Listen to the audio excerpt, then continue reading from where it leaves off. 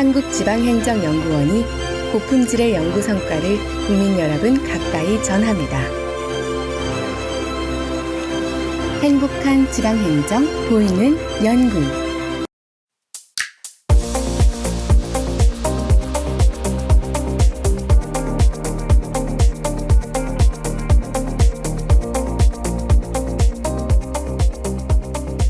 네, 안녕하세요. 저는 지방행정연구원의 지방재정실 유보람이라고 합니다.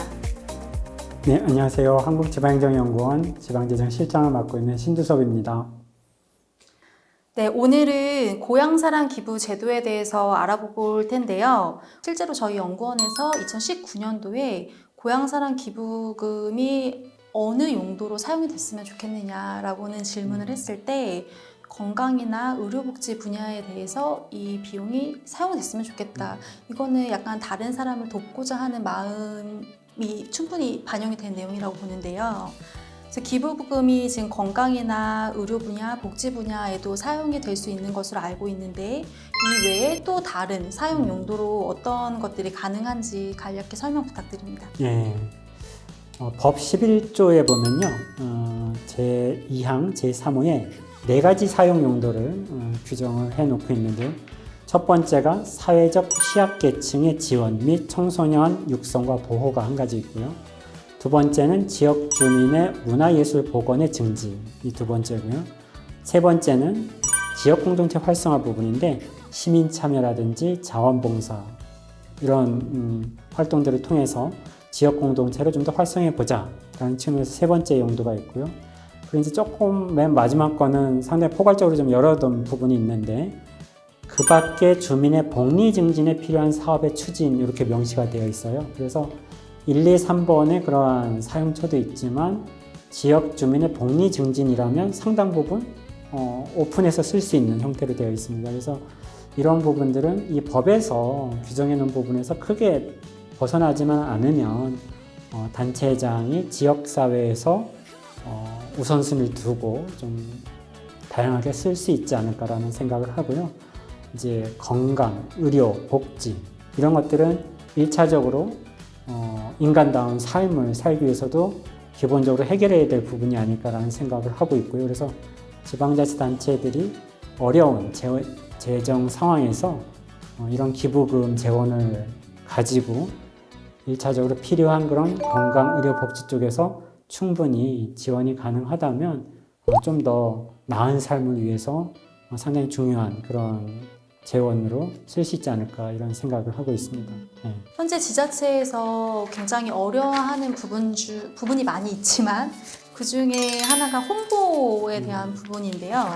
사실상 지금 현재 법령상에는 홍보 행위를 함에 있어서 제약 요소들이 많고 제한 사항들이 많이 있습니다.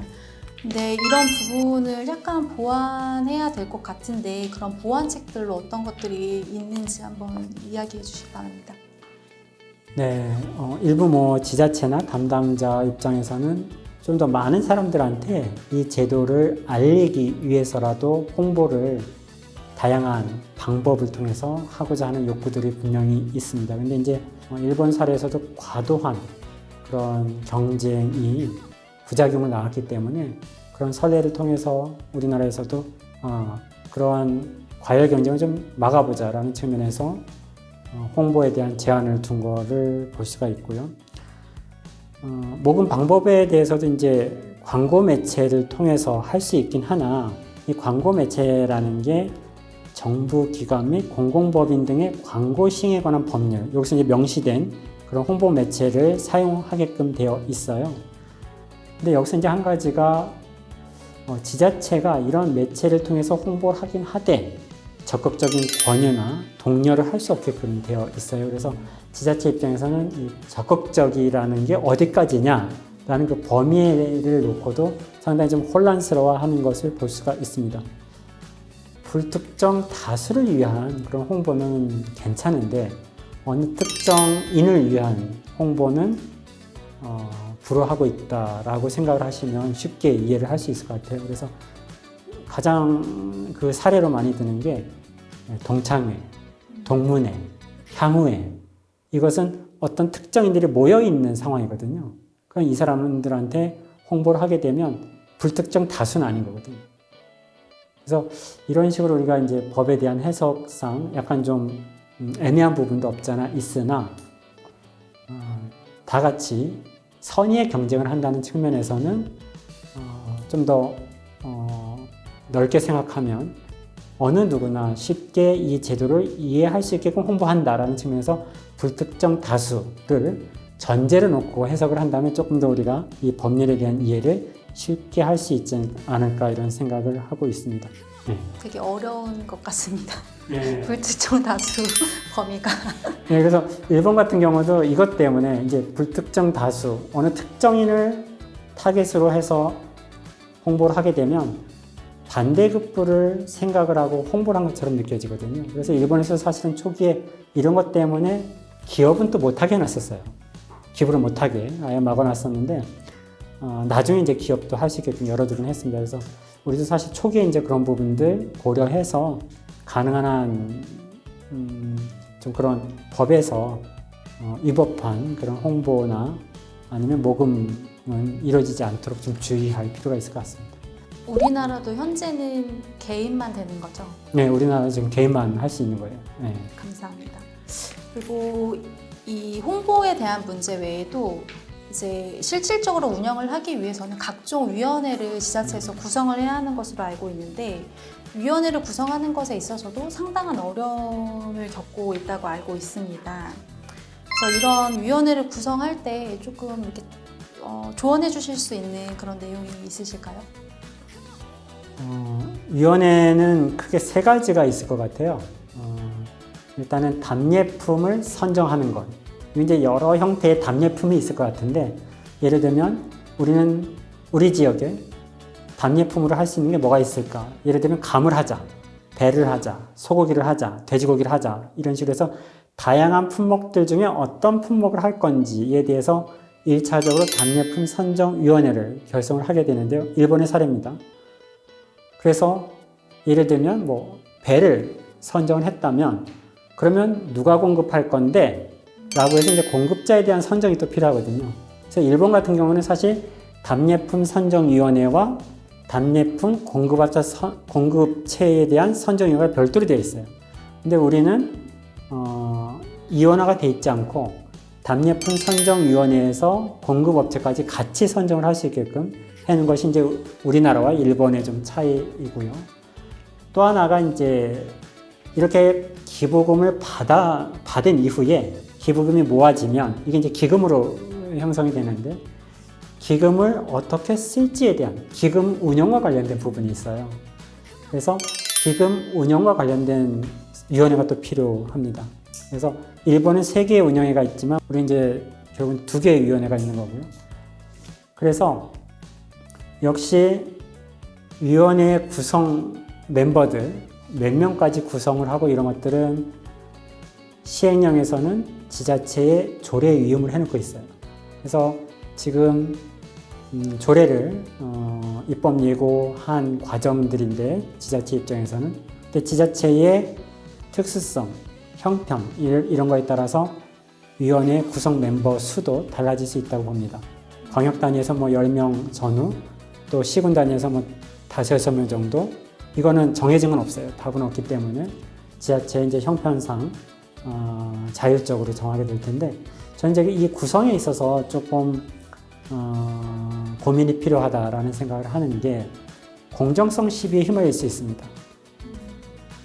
어떠한 전문가가 들어오느냐 예를 들면 농어민 아니면 농민단체인데 이 농민단체의 대표가 들어왔을 때 본인이 배를 재배하는 그러한 농민인 경우에 만약에 답례품으로서 배가 선정이 됐다. 그럼 이게 나중에 공정성 시비에 휘말릴 수도 있거든요. 아니면 본인이 어업에 종사하는데 이번에는 갈치를 답례품으로 선정하자. 본인이 갈치를 낚는 그 어업에 종사한다 그러면 이것도 또 크게 이제 문제가 될 수 있거든요. 그래서 사실 그런 부분까지도 다 감안을 하려고 하면 이 위원회 구성이 상당히 어려울 거라고 봐요.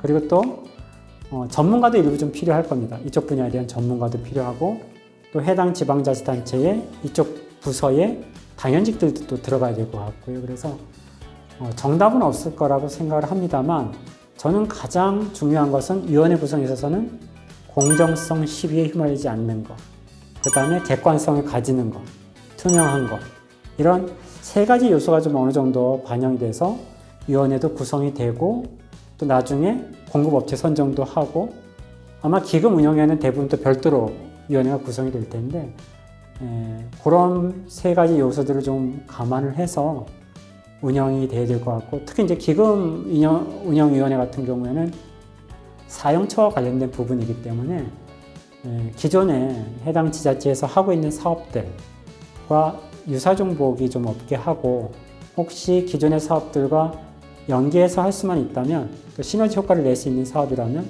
그런 부분들을 감안해서 할 수 있게끔 해당 사업의 전문가들도 이 위원회에 좀 들어와서 구성되는 게 중요하지 않을까 이런 좀 생각을 하고 있습니다. 감사합니다. 복잡하게 고향사랑 기부제도를 이제 지자체에서 준비해야 하는데 그러면 이 고향사랑 기부제도를 통해서 얼마나 모금이 될까? 이 부분이 너무 궁금할 것 같습니다. 이 질문 아마 모든 지자체에서 가장 궁금해할 것 같고요. 우리 연구원에서도 이제 2019년에 설문조사를 통해서 얼마를 기부하실래요? 라는 이제 질문을 드렸고요.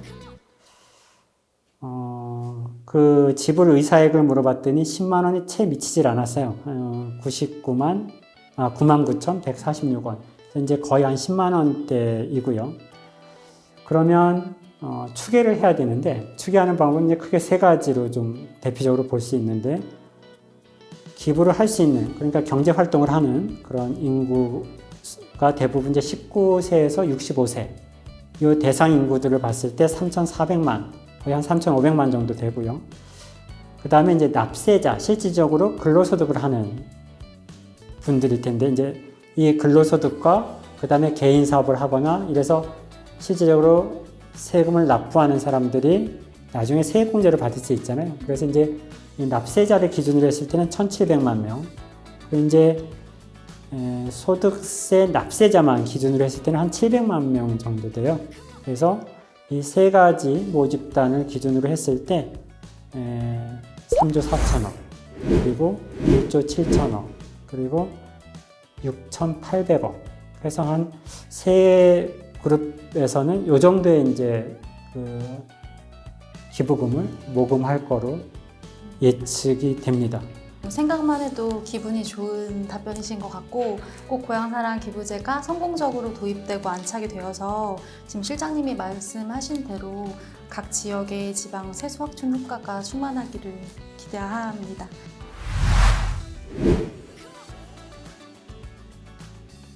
주민등록상에 나와 있는 광역의 주소와 기초의 주소를 할 수 없고 나머지 모든 지자체는 할 수 있습니다. 제가 태어난 게 여기에서 태어났는데 서울에서 살고 있다는데요. 주소지를 기준으로 하고 있습니다. 주소지를 고향이 기준이 아니고 본인의 주민등록상 주소지. 현재의. 네. 전국 어디나 다 네. 가능하다는 말씀이시네요. 네. 기부 금액이 어느 정도 거칠지는 아무도 모릅니다. 왜냐하면 이게 세금처럼 강제성이 없고 자율적이기 때문에 그해마다도 다를 수가 있어요. 어떻게 담당자가 전략적으로 홍보를 하느냐, 아니면 어떠한 답례품을 만드느냐, 그리고 또 계절성인 답례품도 있을 수 있거든요. 그래서 그해는 태풍이나 비가 많이 와서 그 농작물이나 축산물들이 잘 수확이 안 될 경우도 있습니다. 그러면 그거를 답례품을 제공할 수 없거든요. 그래서 그거를 목적으로 그거를 답례품으로 해서 기부를 하려고 했던 사람들은 그 지역에는 기부를 안 할 수도 있습니다. 이래서 상당히 불확실성이 큽니다. 그럼에도 불구하고 일본의 사례들을 보면 1년 동안의 재원의 반 정도까지도 기부금으로 충당하는 경우가 있습니다. 1년 예산의 반 정도까지. 그러니까 어마어마한 기부를 모금하는 사례도 있기 때문에 우리나라도 그렇게까지 하지 말라는 법이 없어요. 실제적으로 일본은 물론 이제 그렇게까지 가는 시간이 좀 걸리긴 했습니다. 거의 한 10몇 년이라는 그런 시간이 좀 필요하긴 했습니다만 우리나라는 워낙 또 좀 다른 나라 제도들을 빨리 도입을 해서 빨리 추진하는 그런 성향이 있기 때문에 잘만 활용을 하면 또 그런 사례가 분명히 좀 생길 거라고 생각합니다.